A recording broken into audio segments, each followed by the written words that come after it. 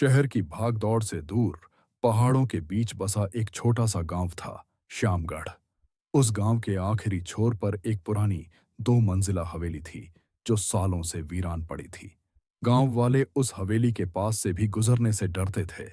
कहते थे कि उस हवेली के ऊपरी मंजिल के आखिरी कमरे में कुछ ऐसा है जो इंसानी समझ से परे है।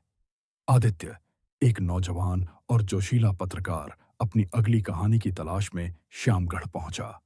उसे भूत प्रेत और आत्माओं की बातों पर यकीन नहीं था।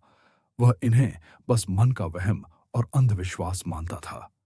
जब उसने हवेली की कहानी सुनी तो उसकी आंखों में एक चमक आ गई। यही उसकी अगली बड़ी कहानी थी। गांव के बुजुर्ग सरपंच ने उसे बहुत रोका। बेटा, वो कोई कहानी नहीं है, वो एक सच्चाई है। उस हवेली में एक परिवार रहता था। उनकी एक बेटी थी, रिया, बहुत चंचल और जिंदा दिल। एक रात उस कमरे में वो रहस्यमयी तरीके से मर गई। किसी को नहीं पता कैसे। बस उसकी लाश मिली थी, आंखें खुली हुई, जैसे उसने मौत को अपनी आंखों से देखा हो। उसके बाद से जो भी उस कमरे में रात गुजारने गया, वो सुबह या तो मरा हुआ मिला या फिर पागल। आदित्य हंस पड़ा। बाबा, ये सब पुरानी बातें हैं। मैं आज रात वहीं रुकूंगा और दुनिया को दिखाऊंगा कि ऐसा कुछ नहीं होता। सरपंच ने एक गहरी सांस ली और कहा, ठीक है बेटा, पर एक बात याद रखना। अगर आधी रात को दरवाजे पर कोई दस्तक दे तो दरवाजा मत खोलना। चाहे कोई कितना भी गिड़गिड़ाए, चाहे वो आवाज तुम्हें अपनी मां की ही क्यों ना लगे। आदित्य ने आत्मविश्वास से सिर हिलाया और अपना कैमरा और टॉर्च लेकर हवेली की ओर चल पड़ा। हवेली अंदर से और भी ज्यादा डरावनी थी। दीवारों पर जाले लगे थे और हवा में एक अजीब सी सीलन की गंध थी। लकड़ी की सीढ़ियों पर पैर रखते ही चरमराने की आवाज गूंज उठती, जैसे कोई उसका स्वागत कर रहा हो। वो सीधे ऊपरी मंजिल के उस बदनाम कमरे में पहुंचा। कमरा छोटा और घुटन भरा था। एक कोने में टूटी हुई चारपाई पड़ी थी और दीवार पर एक धुंधली सी तस्वीर लटकी थी, शायद रिया की। आदित्य ने अपना कैमरा सेट किया और इंतजार करने लगा। घंटे बीतते गए, रात गहरी होती गई। 12 बज गए, फिर 1, फिर 2। कुछ नहीं हुआ। आदित्य को नींद आने लगी। मैंने कहा था ना, सब वहम है। वह बुदबुदाया और सोने की तैयारी करने लगा। तभी खट खट खट, दरवाजे पर धीमी सी दस्तक हुई। आदित्य के रोंगटे खड़े हो गए। सरपंच की बात उसके कानों में गूंज रही थी। उसने हिम्मत जुटाई और पूछा, कौन है? बाहर से एक कांपती हुई लड़की की आवाज आई, दरवाजा खोलो, मुझे बहुत ठंड लग रही है। आदित्य का दिल जोरों से धड़कने लगा। उसने दरवाजे के नीचे की झिड़ी से झांका।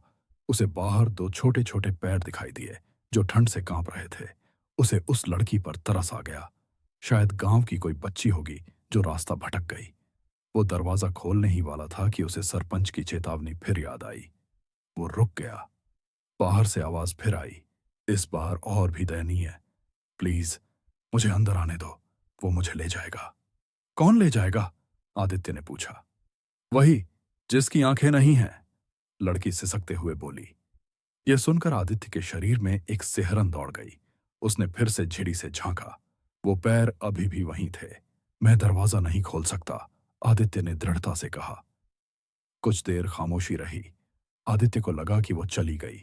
उसने राहत की सांस ली, लेकिन तभी वही आवाज दरवाजे के ठीक पीछे से कमरे के अंदर से फुसफुसाई, ठीक है, तो मैं ही अंदर आ जाती हूं। आदित्य की चीख जम गई। उसने पलटकर देखा। कमरे के उस कोने में, जहां टूटी चारपाई पड़ी थी, एक परछाई खड़ी थी। वो परछाई धीरे धीरे इंसानी आकार लेने लगी। वो रिया थी। उसकी आंखें उसकी आंखें नहीं थीं। आंखों की जगह बस 2 काले गहरे गड्ढे थे, जिनमें से एक अजीब सा काला तरल रिस रहा था। उसका चेहरा भावहीन था, लेकिन उसके होंठ हिले। तुम्हें दरवाजा खोल देना चाहिए था। आदित्य हिल नहीं पा रहा था, बोल नहीं पा रहा था। उसका पूरा शरीर पसीने से भीग गया था। रिया धीरे धीरे उसकी तरफ बढ़ने लगी। हर कदम के साथ कमरे का तापमान गिरता जा रहा था। आदित्य को महसूस हुआ जैसे उसका खून जम रहा हो। रिया बिल्कुल उसके सामने आकर रुक गई। उसने अपना ठंडा बर्फ जैसा हाथ आदित्य के चेहरे की ओर बढ़ाया। आदित्य अपनी आंखें बंद करना चाहता था, पर कर नहीं पाया। उसकी आंखें खुली की खुली रह गईं, ठीक वैसे ही जैसे रिया की लाश मिली थी। रिया ने फुसफुसाते हुए कहा, अब तुम भी देखोगे जो मैंने देखा था। और उसने अपनी उंगलियां आदित्य की आंखों में डाल दी।